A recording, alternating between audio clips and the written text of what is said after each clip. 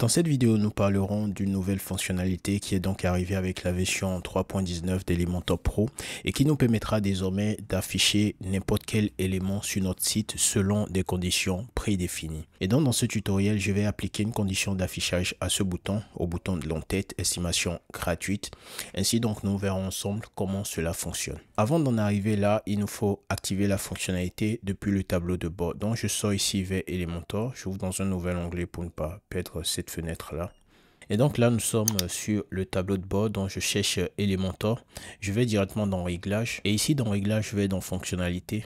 Donc ici dans Fonctionnalité nous avons Display Conditions, ce qui signifie tout simplement les conditions d'affichage que je vais activer.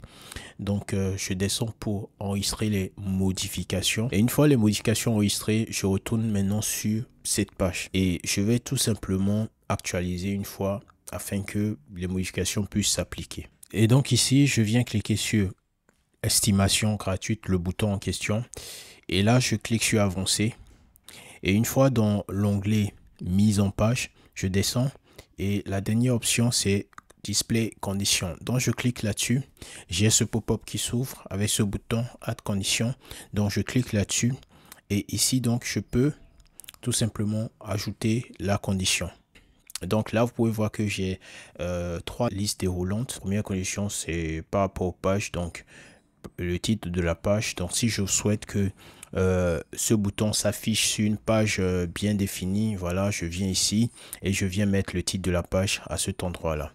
Donc voilà, mais moi, ce que je souhaite faire, c'est que je souhaite que le bouton soit visible uniquement pour les membres connectés. Donc je descends ici. Donc là, vous voyez, nous avons User et ensuite nous avons Login Statut. Ici, nous avons Role. Et là, nous avons Registration Date. D'accord? Date d'enregistrement. Et donc, voilà, je vais tout simplement sélectionner ici Login Statut. Donc, si l'utilisateur est connecté, il verra donc le bouton. Alors, je vais enregistrer là. Et ici, je vais venir publier. Donc là, je vais prévisualiser et vous voyez que j'ai le bouton parce que je suis connecté. D'accord, je suis d'ailleurs connecté en tant qu'administrateur.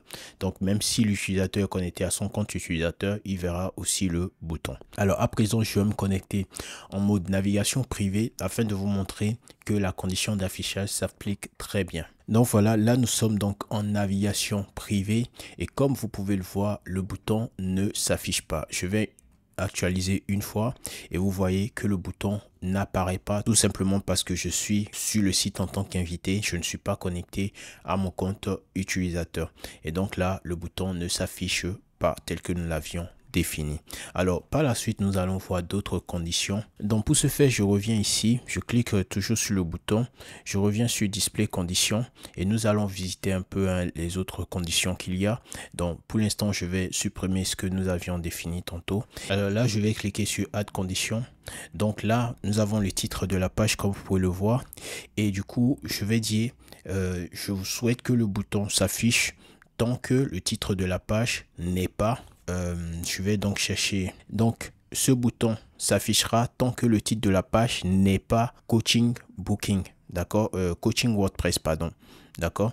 Donc donc là j'affiche donc ce bouton en question tant que le titre de la page n'est pas coaching WordPress. Ça veut dire que si le titre de la page est coaching WordPress, et bien le bouton ne s'affiche pas. Donc j'enregistre et je sauvegarde.